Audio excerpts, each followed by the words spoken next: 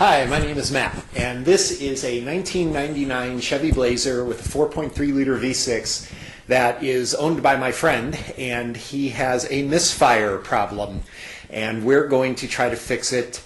But I am not going to do the thing like most home mechanics like myself do, where you change the plug wires and then change the spark plugs, and that doesn't do it, so you change the distributor cap, and then you go down the line replacing thing after thing until you finally get it.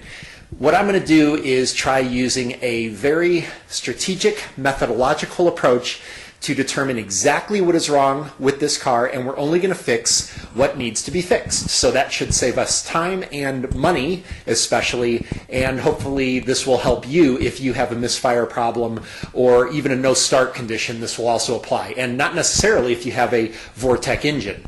But that's what we're going to do today, so we'll see how this works. Oops, the car's this way.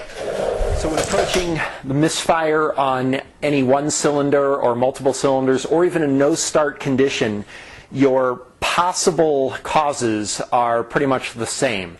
And it's basically a matter of how to intelligently approach the causes from the simplest to the least simplest, and also considering the most likely versus the least likely. So your possibilities here are fuel problem, compression problem, spark problem, a timing problem. Timing problem probably not with one cylinder misfiring. So what we're going to do is try to put these in order of the most likely to cause this problem first, and then we'll move on, probably fuel last on this particular vehicle, because these fuel systems are a little kinky on this, and I'll explain that in a little bit. So that's our plan of attack here. So the first thing we want to do is get as much data as possible. So I've hooked up to my AutoTap scan tool. This is a great little scan tool if you're a home mechanic. You don't need a scan tool like this, though. You can go up to your AutoZone or use your little Actron code scanner. The car was showing just one code, a P0305, which is going to be a misfire number 5. The check engine light was flashing, as is normal with a misfire. So clearly, misfire cylinder number 5. We can see right here the misfire count after just a few seconds running the car. So it's misfiring every time. Also, my cylinder number 5 is on bank 1. I can tell by my fuel adjustment on bank 1, which maybe we'll cover later. Most people aren't going to look at that. You don't need this information. But there's other things on here that are telling me where the problem is located at. Things like timing is shown on here. Maybe not on the screen, but I know the timing is certainly okay, and some other things. So this helps to approach a really good methodological system for processing the information and making some good decisions on where we're going to go next. And right now that's going to be spark. So while I hook up this inline spark tester real quick here, there's other ways of testing spark. You can pull the plug and put it next to a ground or something like that. Not the safest way to do it, as if you don't want to get shocked, and you also don't want to damage any delicate electrical components if you ground out to the wrong place. But this is like a $2 spark tester right here, and this is going to basically light up if I have spark there. So I'm going to go ahead and test that out. But while I'm doing that, one other thing that the customer here mentioned is that the car has had this misfire problem for a while. He said it actually was working fine on the way up here until he pulled into my driveway, and then it acted up again, which is fortunate, I guess.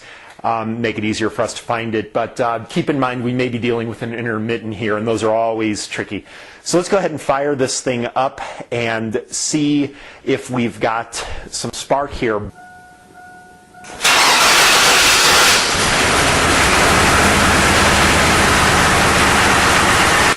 All right, we saw that there was indeed spark there. So spark is always a really good place to start on most cars, because it's usually the easiest and quickest to diagnose. We always want to start with the easiest and quickest stuff first. By the way, I'm through the wheel well on this car. It's the easiest way to get to the number 5 spark plug on this particular model. So the next thing we want to do is, I really don't think compression is an issue here, because when I turned over the car, it sounded like the compression was just fine. Usually you can hear if there's bad compression.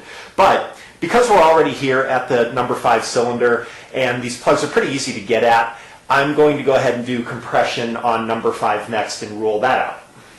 All right, before doing the compression test, we want to disconnect the coil, and we also want to disable the fuel.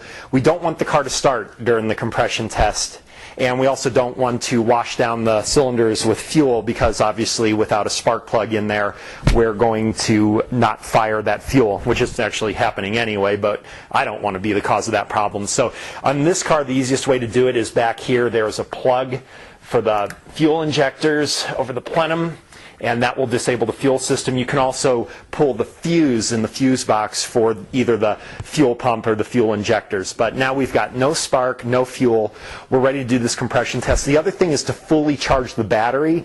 The battery on this car is actually very weak, so I'm probably going to get a kind of weaker numbers on my compression test than I would otherwise, but I'm so positive compression isn't the issue, I'm just going to go on anyway. But normally you want to fully charge the battery so that you can get a good solid compression read.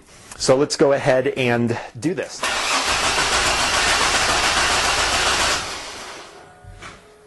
Well, sorry about that, my compression gauge jumped on me, but we've got about 140 or so, and I think that's plenty of compression on a car with, I think this one has about 178,000 miles on it. That's plenty of compression there.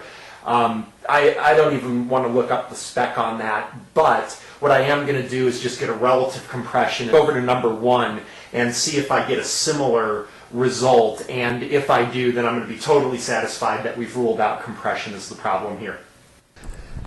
Alright, so now I'm hooked up to number 1, and let's go ahead. By the way, notice as I'm starting this, running the starter, you can hear that it has a very nice even flow to the starting. You don't hear a lot of dips and waves, indicating that the compression on this engine is pretty good. So really not worried about compression, but let's do this anyway.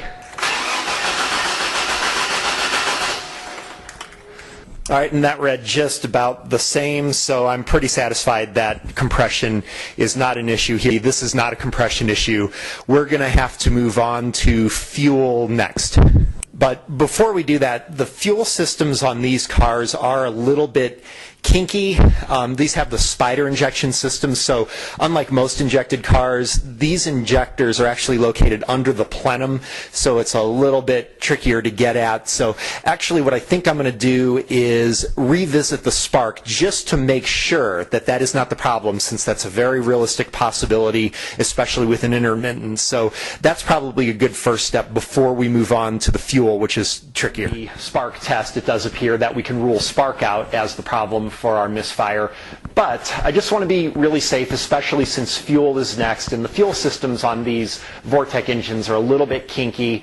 I just want to really verify that it is indeed not a problem with the spark system. So one of the things with ignition systems is the wires often run alongside of manifolds and things, so I do want to pull this wire and check very carefully that there's no burned insulation. This is just a piece of tape here. But I don't see any evidence of the insulation being frayed or worn or anything like that.